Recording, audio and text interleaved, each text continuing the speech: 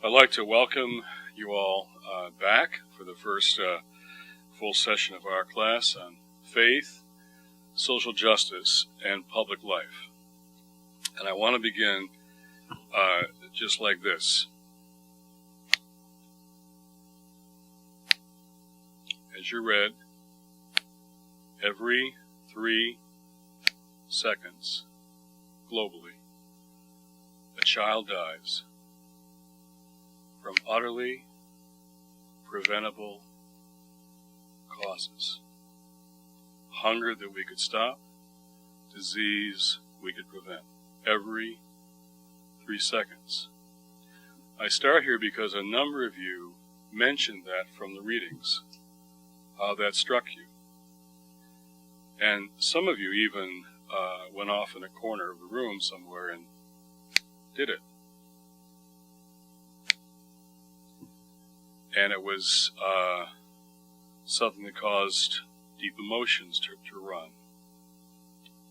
3 billion people, that's half of the global population. Half of God's children, we might say here at Georgetown. 3 billion people live on less than $2 a day. Half of all the people on the planet. Now, in terms of the impact of that on the rest of the world, that probably is the most significant political fact of our world today. 3 billion people, less than $2 a day. Yet you hardly hear it mentioned, even referenced. It's virtually an unknown fact, as many of you in the readings, in response to the readings said it. The stats on poverty, a number of you thought were stunning and new and even overwhelming. Just the simple statistics, the facts. Now, Sunday, Washington Post had a story, there's a record gain for U.S. poverty with elections looming. The new numbers on poverty are about to come out. The census numbers, I think they come out Thursday. But this piece predicted what we think is going to happen.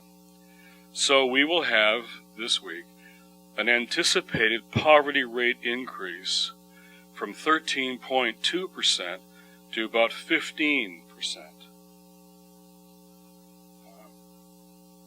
If those estimates hold true, says the piece, some 44 million people in this country, or more than 1 in 7, were poor last year. That the recession, as what we probably would have expected, has ravaged low-income people. Now, one of the stats that will shift is we've gone from 1 in 6 children in poverty to 1 in 5. And the stats will show that this year.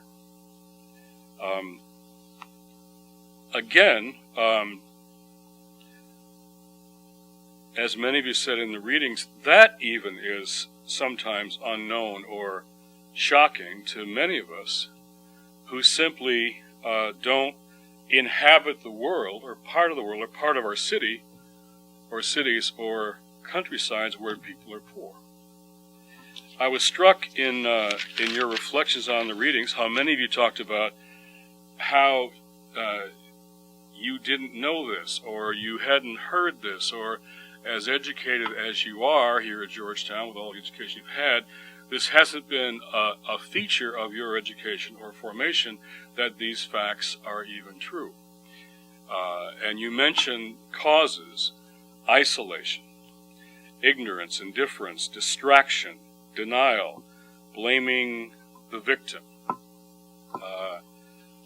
In the readings, I talked about 3 obstacles to even confronting poverty. One being the poor have simply not been a priority for public policy.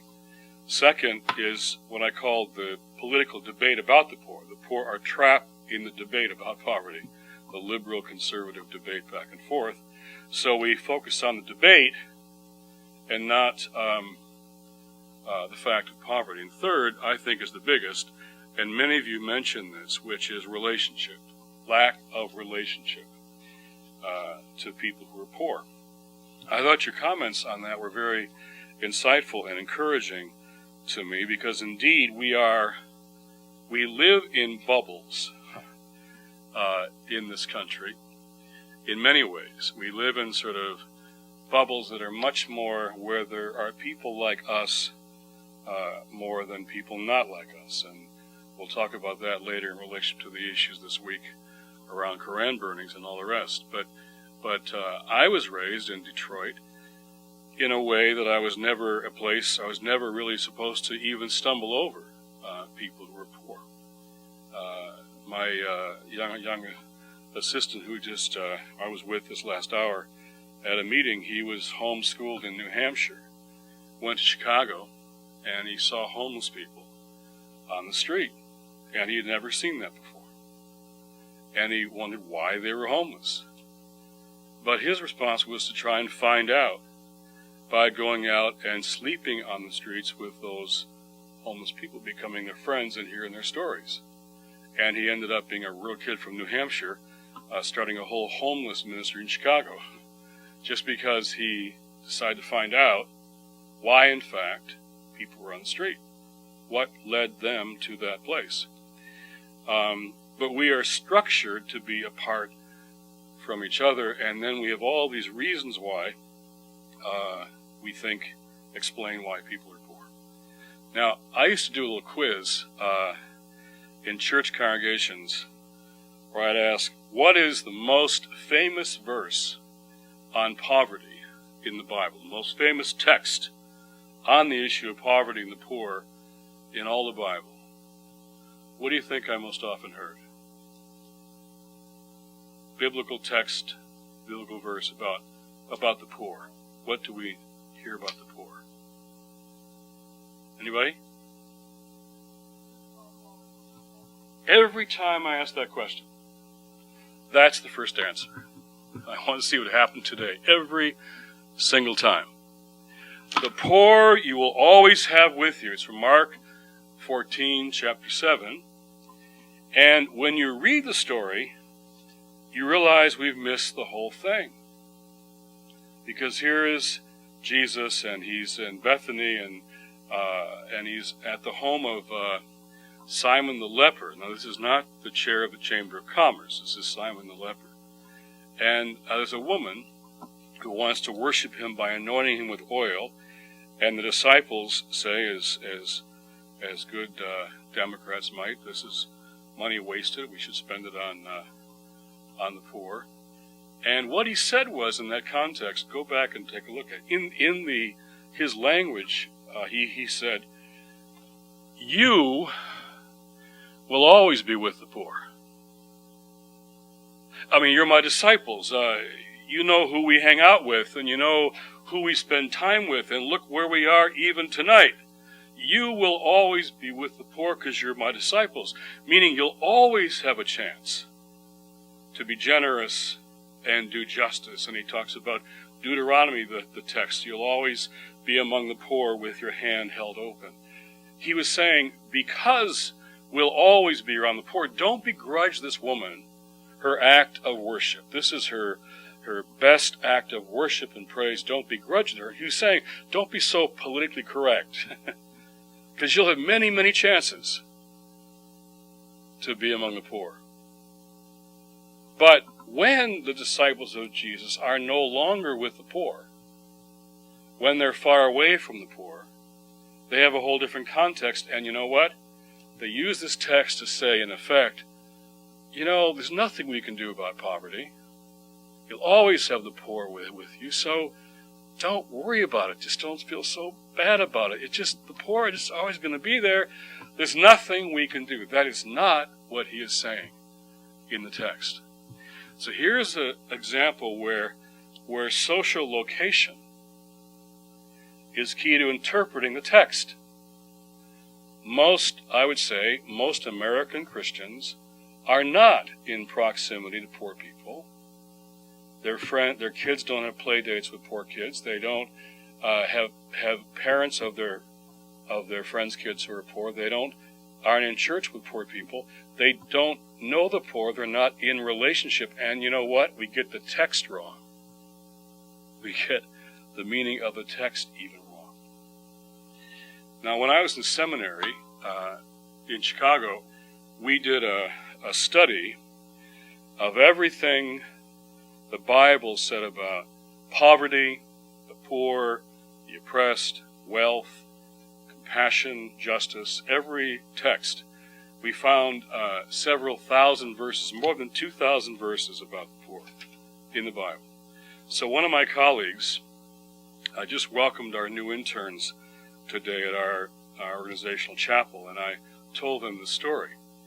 It's a foundational one for us. One of my colleagues, who's still with us, fellow seminarian, took an old Bible and a pair of scissors and literally cut out every reference to the poor in the Bible.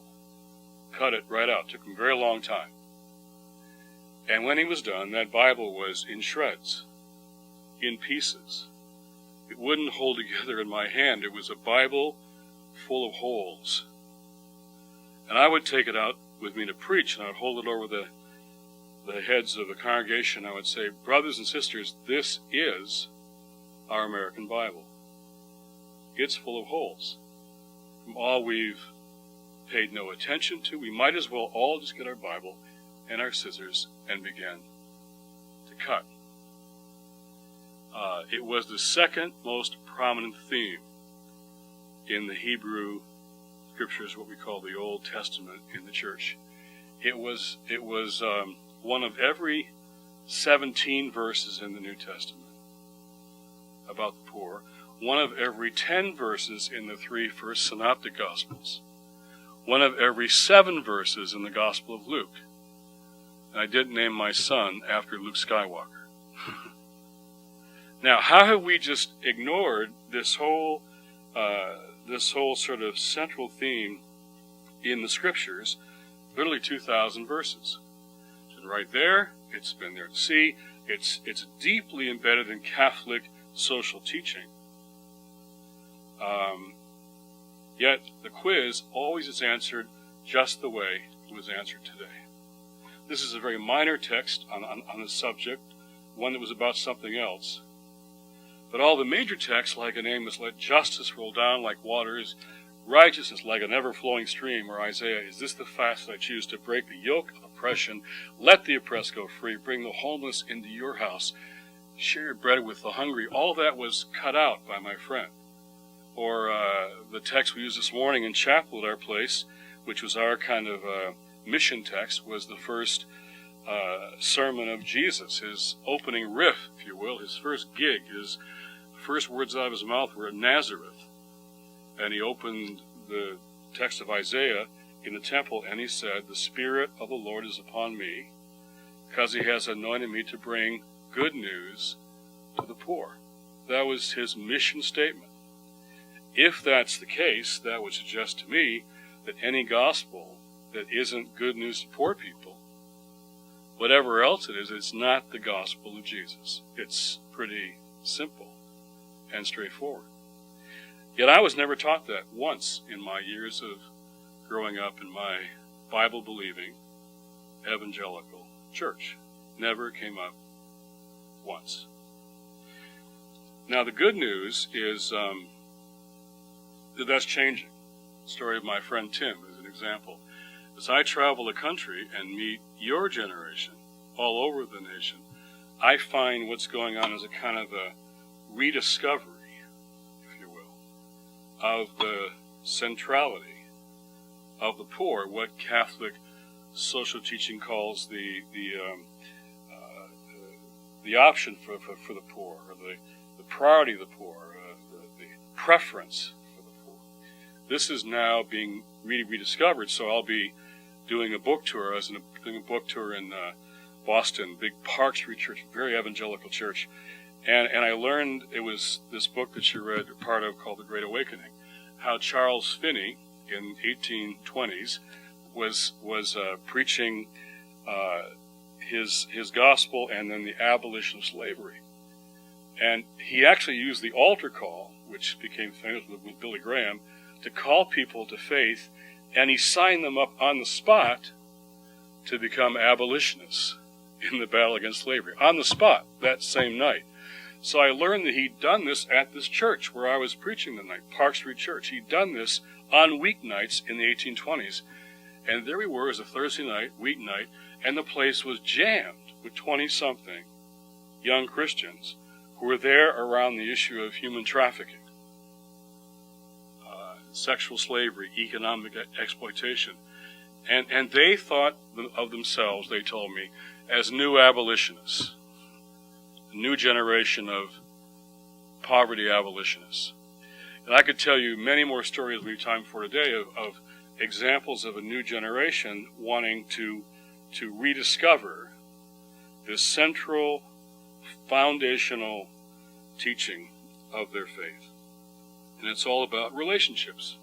We came to Washington, D.C., and in my neighborhood, there was a lot of hungry people. We were 20 blocks from the White House. So we just set up a little food line for Saturday mornings for a bag of groceries. And it was like 200 people, at least 300 people, every Saturday morning lined up for a bag of groceries, 20 blocks from the White House. It was a real parable of this being a tale of two cities. It wasn't anything more than just a simple way to pass out food. But one of the stalwarts of that program was a woman named Mary Glover, and she was from that neighborhood, and she worked in a little food service in a local daycare center. Made no money, older woman, but she was a powerful spiritual force in that neighborhood. And whenever we would put the food out, all the volunteers, we'd hold hands to pray before the doors got open, the folks came in. And it was worth going to this thing just to hear Mary Glover pray, because she was a really good prayer. She was an old Pentecostal woman who prayed like she knew to whom she was talking, like she'd had this relationship with her Lord for a long time. She'd say, "Thank you, Lord, for waking me up this morning. Thank you that the walls of my room were not the walls of my grave, and my bed was not my cooling board. Thank you, Lord." Then she'd pray these words. She'd say, "Lord, we know that you'll be coming through this line today. So, Lord, help us to treat you well. Help us to treat you well." Now, her prayer is the best commentary on the 25th chapter of Matthew that I've ever heard, which was, for me, that was my conversion text. I was hungry, I was thirsty, I was naked, I was a stranger, I was sick and in prison, and where were you? As you've done to the least of these, says Jesus, you've done to me. I got to know Mary Glover. I go to her apartment and just sit and hang out. And she's probably was officially illiterate, no education. But she was my elder, I soon realized, and she knew it. She acted like my elder and straightened me out on a number of occasions. Or I told a story in your readings about Burger King mom. Real story, Woman doing homework with her kids at the table between breaks, and I finally figured out these are her kids doing homework. That's what she's running back and forth, trying to figure out whether to afford winter boots or whether to afford rent. People who work. I had a friend who say, there are a lot of new jobs. It's really great. I've got 3 of them myself. 3 and 4 jobs just to get by, or to sit with single moms who are weeping because their second job or third job means they can't ever put their kid to bed at night. And I want to say one more thing about this. This is all very interfaith. It's not just young Christians, it's young Muslims, young Jews, and young people who aren't any particular religion, but they would say, I'm spiritual but not religious. That's a new denomination, especially on the West Coast. It's pretty big out there. I got a call last week from my friend Ben Cohen of Ben & Jerry's, the ice cream guy. And Ben tells me, he says he's spiritual but not religious. I said, Ben, if offering free ice cream, you could be the bishop of this new denomination. So he told me he's thinking about that. But it's interfaith too. So this past week I was in Chicago. I was with Ibu Patel, who's a young Muslim leader, runs the Interfaith Youth Corps. I met with their whole team, about 50 of them. and they're Christians, Jews, and Muslims, and no particular faith, all together, trying to create interfaith service projects in Chicago and across the country. And they're doing a great job. Look them up on the website. Very encouraging group. Let me close by saying I've been to a lot of cities and towns around issues like how to, the 1 out of 5 kids falling between the cracks.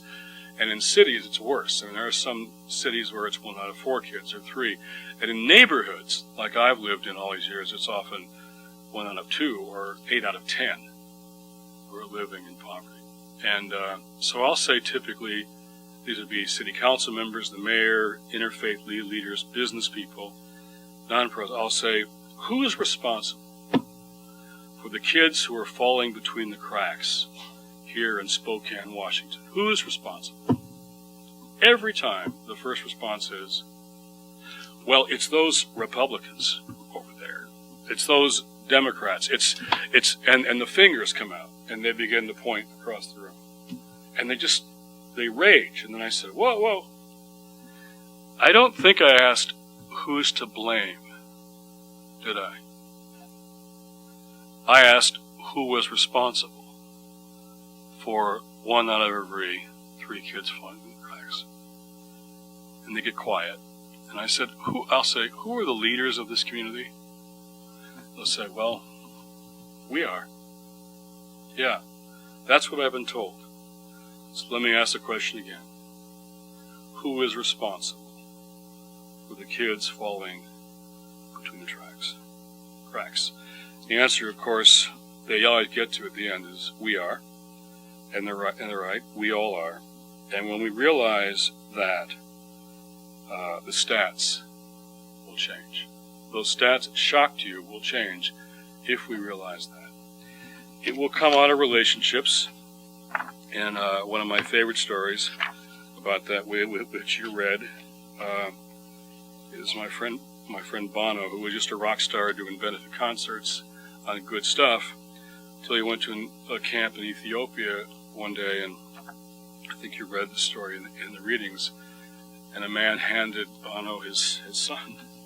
Hold my son. Now this happens a lot to rock stars, and politicians.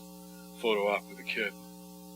Then he tries to hand the boy back, and the father, with tears in his eyes, says, no, please, you take him. You keep him.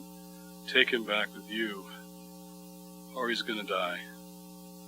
I've got 2 sons, 7 and 12, and I can't imagine I can't imagine saying that unless I was just completely desperate for their survival.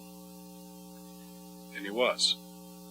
And Bono was taken back, and of course, he couldn't take the kid law and stuff. But now he says, I take that boy with me wherever I go. And that motivates him to say things like he said at the prayer breakfast a couple years ago, and I'll close with this. They never tell you who's preaching at the prayer breakfast until 2 days before because they want to keep the big secret. Bono had called and said, I'd like you to be there for this prayer breakfast. So I figured because he was going to be there. Sure enough, he gets up there. First he says, it's kind of weird, for a rock star to be a preacher at a prayer breakfast. I'm not even a man of the cloth unless leather counts. And then he said this, God is in the slums, in the cardboard boxes where the poor play house. God is in the silence of a mother who has infected her child with a virus that will end both their lives. God is in the cries heard under the rubble of war.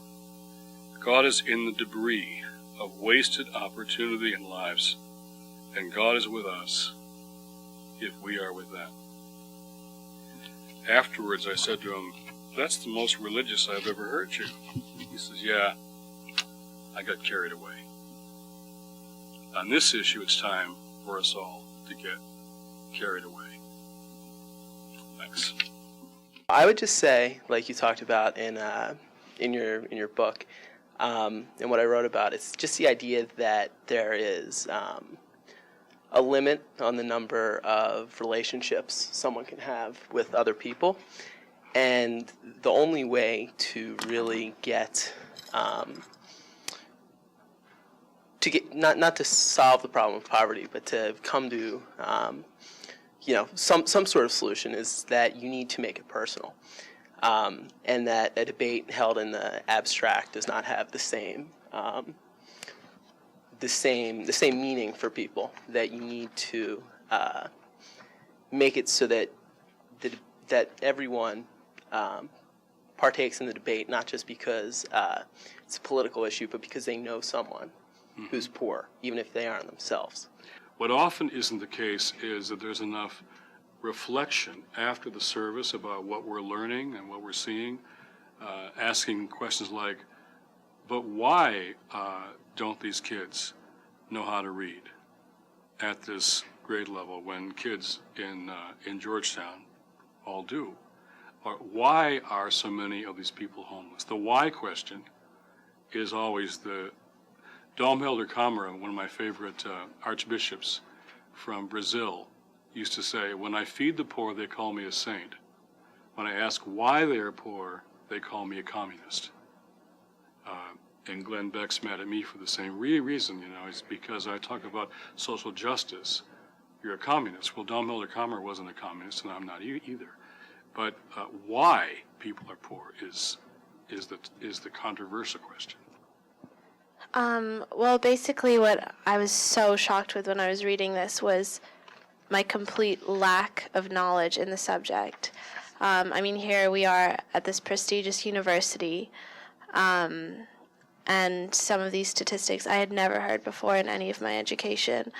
And I feel like I've taken a pretty wide range of classes, and many of those classes, whether that be American government or religion and ethics, these statistics I feel should have come up. And I think that with this knowledge, I feel more driven to do something about it. And so I think that it's something that should be implemented in primary education. Some of you talked about the finger snapping thing. I was at a meeting before the Glen Eagles summit in the UK, the G8 meeting. Rowan Williams, who's the Archbishop of Canterbury, and I hosted this faith gathering. And my friend Dalip from Christian Aid, these are all people that know about poverty, mostly from the developing world. They were there. But Dalip was the first one I saw do that. He began just to snap his fingers without saying anything. And finally, everybody got quiet. And you could hear his finger snapping, and we all knew the stat, but, to read it and to do it is a different thing. It almost, I say in the book, I recommend it as a spiritual exercise. Get off in a corner in a quiet room and say a prayer if you're a praying person, or just think about it if you're not, because those facts, as you just said so well in your response here, are stunning.